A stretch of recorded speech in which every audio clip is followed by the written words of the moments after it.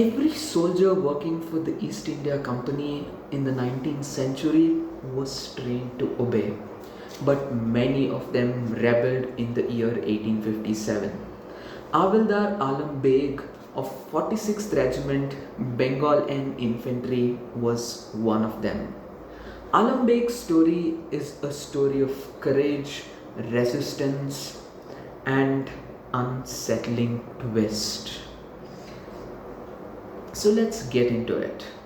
So in the year 1963, a couple takes over a pub in Kent in England. While cleaning a crate which was kept in a broom in the backyard, they were caught completely off guard. They found a skull. Unlike the other skulls that archaeologists and anthropologists discover, this wasn't anonymous.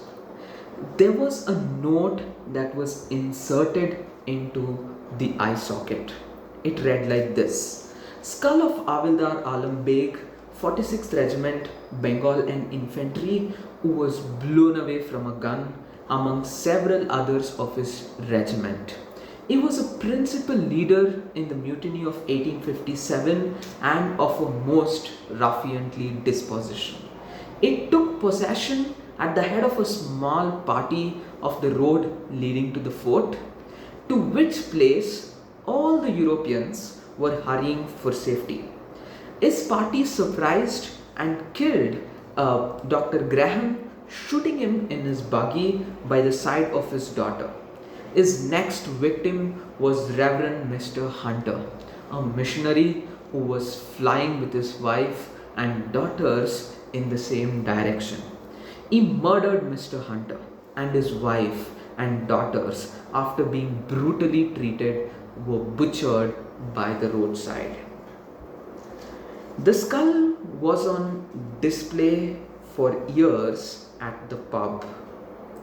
But the couple who inherited it, later felt deeply uncomfortable about possessing it. About decades later, in the year 2014, they contacted Dr.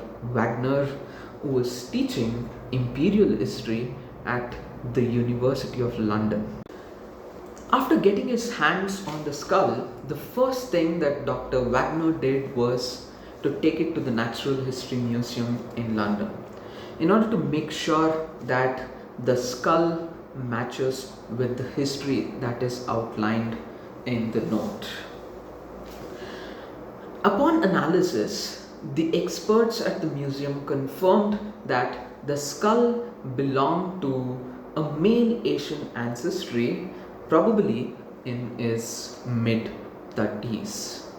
Another interesting fact is the skull did not have any visible signs of violence, because what the Britishers did was, after capturing the rebels, after putting down the rebellion, the captured rebels' heads were blown away by the cannons as a retribution.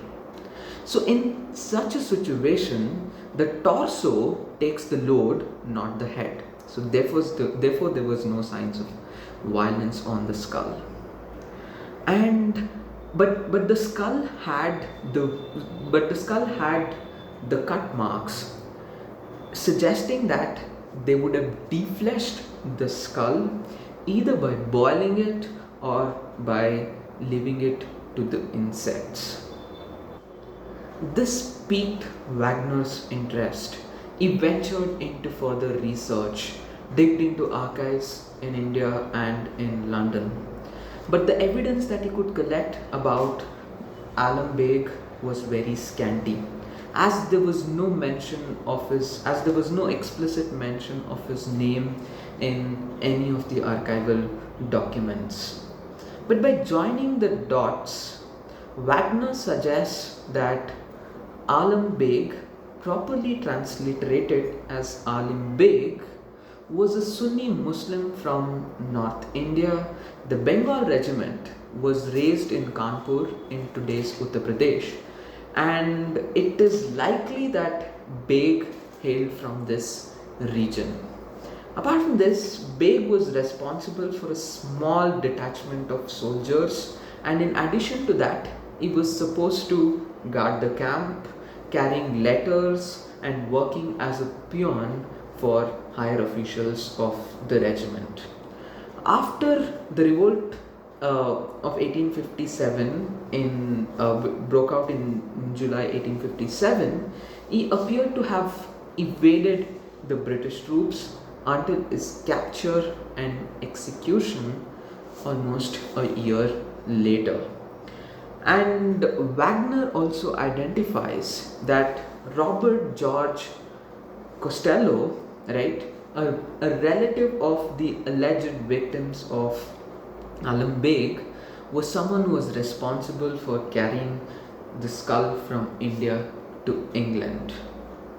By using the evidence that he collected during his archival research, Dr. Wagner has come up with a book with the title The Skull of Alam Beg, which largely talks about the colonial violence and the stories of other forgotten soldiers who participated in the 1857 revolt.